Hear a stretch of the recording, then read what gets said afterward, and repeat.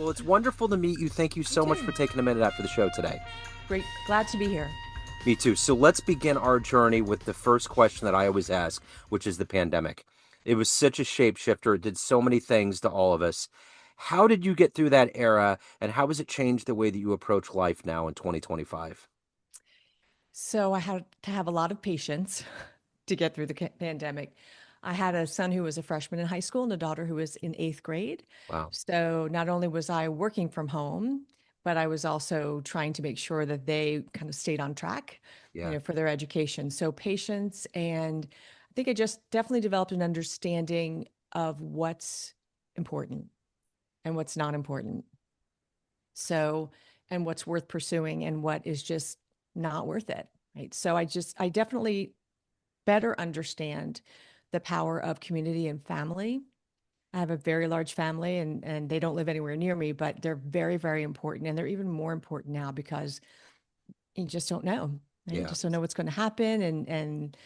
I don't live in fear, but I just live with gratitude for sure. I think it's the young minds that were affected the most. I have a son that's on the spectrum, and I have a stepdaughter that's like 13 or 16 going on 30.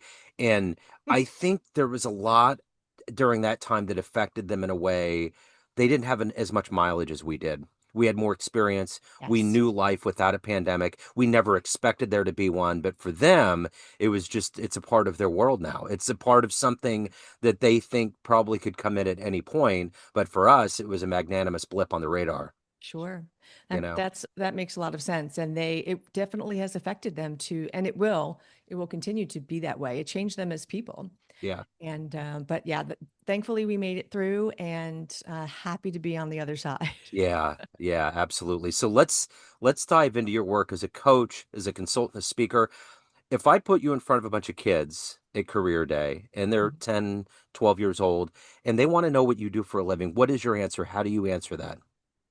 For 10 and 12-year-olds, I would say that I help your moms and dads or your grandparents. I help them have better lives by focusing on a career that where they can have impact, but do it in a way that doesn't affect their well-being or doesn't negatively affect their well-being.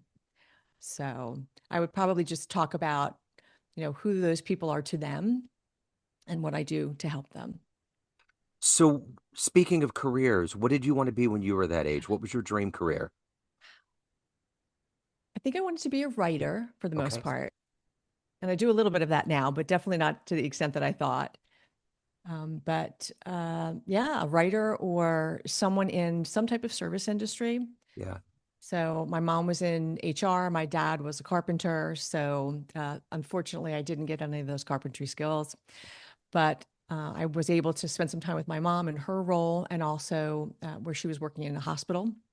So, which I got to volunteer at. So, somewhere along those lines.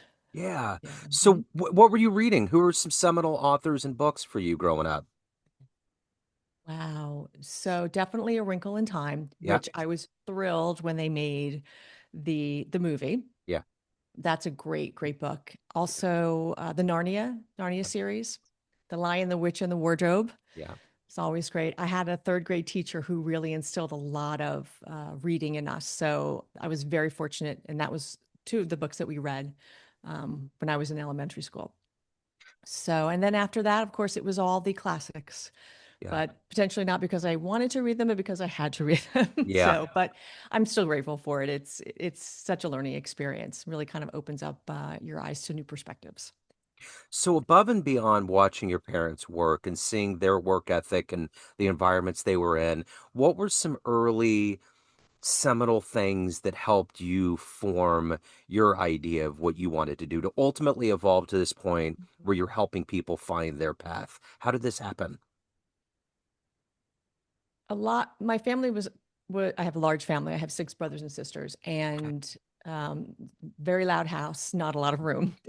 But I, we were, and I hope my kids will always be like this too. We were very much involved in the community and we were always kind to people. I always remember my parents never saying a negative word about other people, never, talking about other people or judging other people.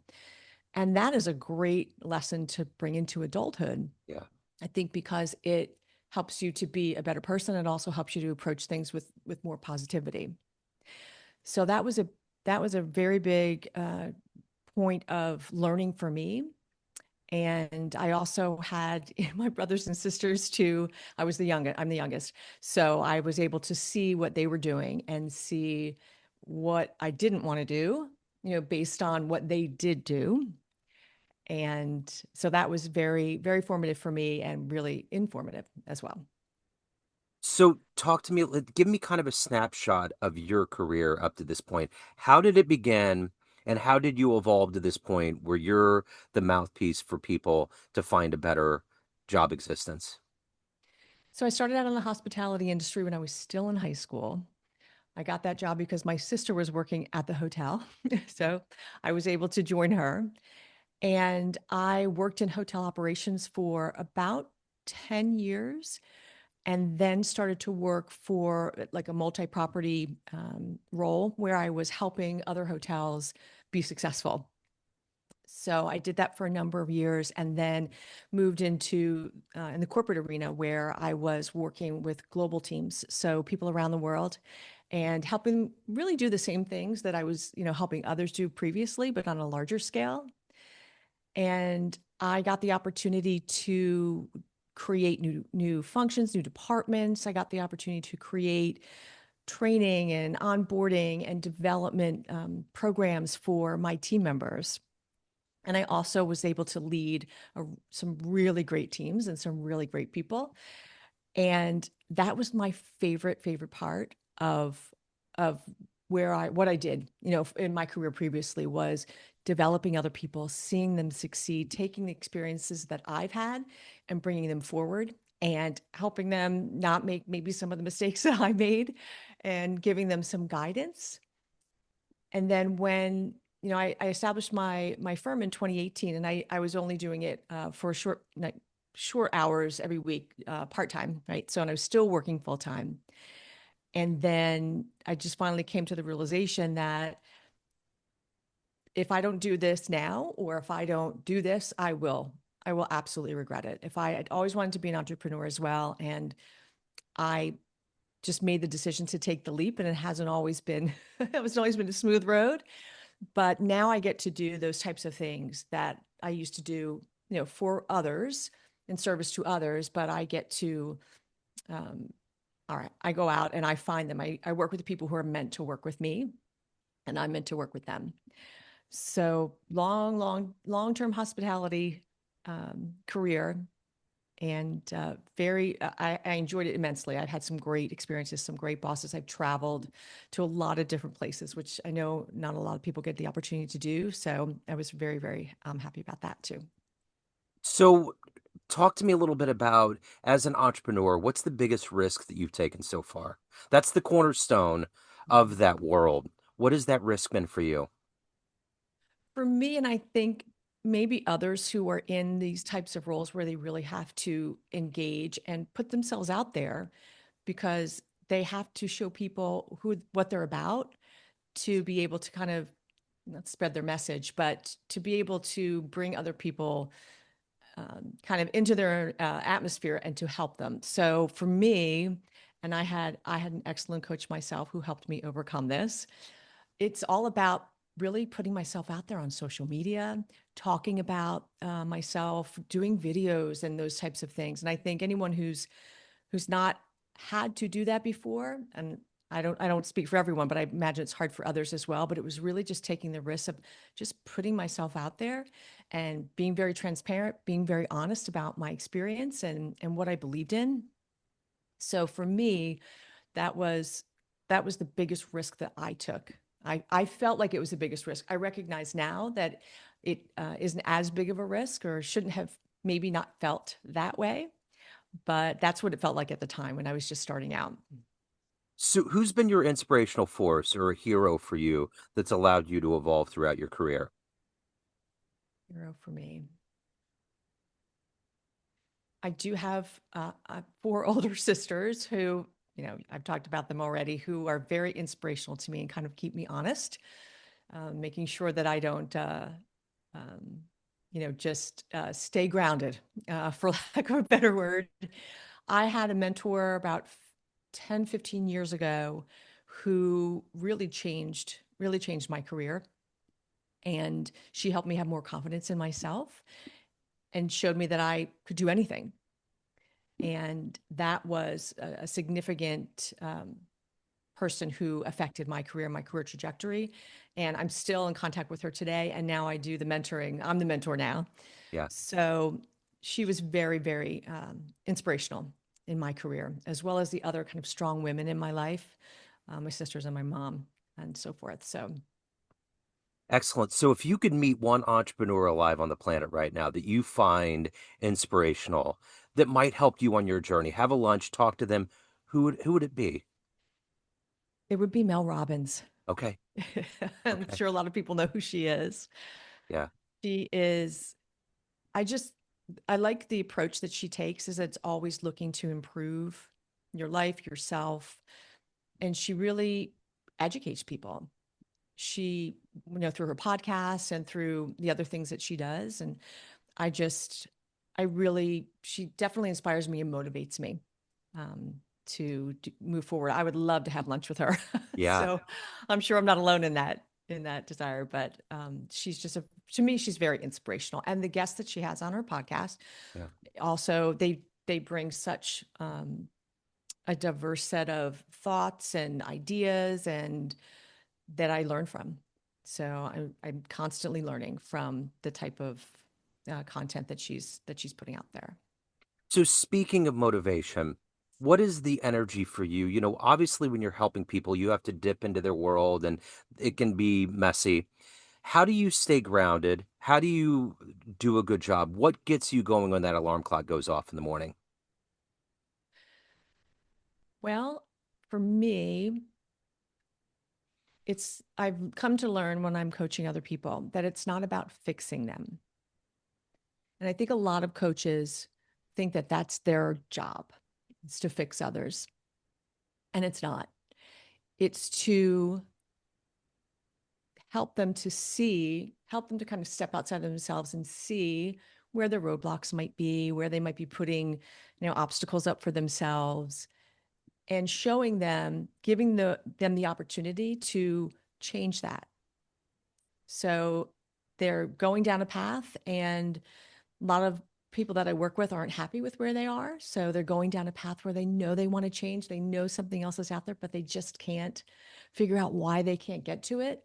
So I'm kind of that external voice that helps them to see themselves in a way that where they can make the improvements that they need to so that they can have what they want. And so that's really why I help other people is that self-awareness. Everything starts with self-awareness. And that's what I hope to bring to other people in a positive way. What's, as you become an adult on this planet, you've been around long enough, things just get buried. And I'm sure a lot of people just need that compass needle. They need to be told what to do. What is in overall with your clients, what is the first thing that has to be addressed, that has to be resolved before they can move forward and find that better place? They really need to know what they want. You'd Yeah. be surprised how many people that I work with just they have a vision in their head about what they want to do next or what they want to do now and 10 years and 5 years and 10 years. And they just can't quite put their finger on it. And they don't know exactly what it is, but they know what it feels like. And that's normally the number one thing is what exactly do I want to do next?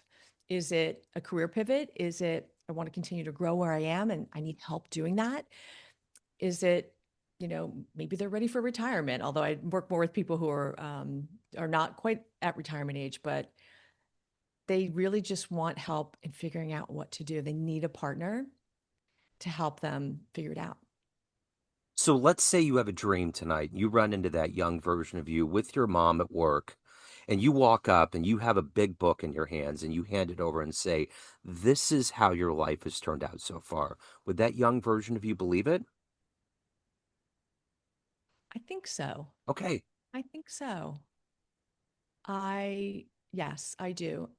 And the reason I do is because the way that I grew up, I, and it's no one's fault, but you don't, when in a large family, you don't really have a voice all that much. And I knew even at that age, 13, 14, that that's not how I wanted to be, right? I wanted to, be out there, speak for myself, speak for other people. And so I had that desire and that motivation at an early age. I probably wouldn't have thought that I would be doing this in my own firm, right? So my parents, that generation, they worked for one company forever, Yeah. and then, they retired from that company, which was great. But the world has changed, and I knew that I didn't know at the time, but now it's just so obvious to me is that I wanted to do this, for myself and for others, as opposed to kind of staying in that environment where you have a little more structure. So if you walked into a room of everybody that has been a client or you've worked with throughout the years, and you went to a podium in that room and you could tell them one fun story about you, something that would humanize you a bit. Maybe the first concert you went to, the best sporting event you've ever witnessed, jumping out of an airplane, a magical place you traveled to. What would be a fun story that you would tell that room that they might see you in a different light? A good light, but just a Good fun light, story. positive light, positive Yeah. light. Hmm. That's an excellent question, which of course that means I'm stalling to answer it. Oh, it's all good. Let me think about that for a second. Hmm. I would probably talk about people don't always believe I have a farm basically in my home. Yeah. I have cats and I have dogs and I have other things that my kids bring home. And I I do rescue like a lot of people. So if you were to see me as an example, probably about I guess it was almost 13 years ago, I was part of a group of people that rescued a lot of dogs at one time. And we were driving all over the country and we were, the dogs were, had been mistreated. So they were smelly and they were dirty. And I'm out there, in my sweats and my hoodie, and I'm just carrying around, dogs so they could get to where they were going to go. And I ended up, taking one in fostering, but she never left. And I think people would be surprised that when I'm not coaching, when I'm not working, I'm probably most comfortable doing things like that and Yeah. being in, flip-flops and sweatpants as opposed to, being dressed up, as the person that a person that I work, right? The Yeah. person that goes to work. That's a So I think great they would probably story. be pretty surprised. Yeah, that's a great story. So, of everything that you've accomplished, everything that you've done and evolved to at this point, what are you ultimately the proudest of? Besides my kids Yeah. and very strong marriage. Yeah. Mhm. I'm proud that I took the chance and that the risks that we were talking about before, it was not very, it was not easy for me and it's still to this day, I'm risk averse like a lot of people, but I'm proud that I did it. I'm proud that I took that risk. I've watched too many people, sadly, who didn't have enough time to do what I've been able to do or do what they wanted to do. And I'm glad I took the risk. I'm proud that I took the risk to Yeah. do, what my heart was telling me to do. And so that's what I would say I'm the most proud of. Okay, we're going to needle in a little bit further here. Everyone has a perception of you, family, friends, clients, everyone that you've ever worked with, that you run the show. What's your perception of you? Who do you think you are?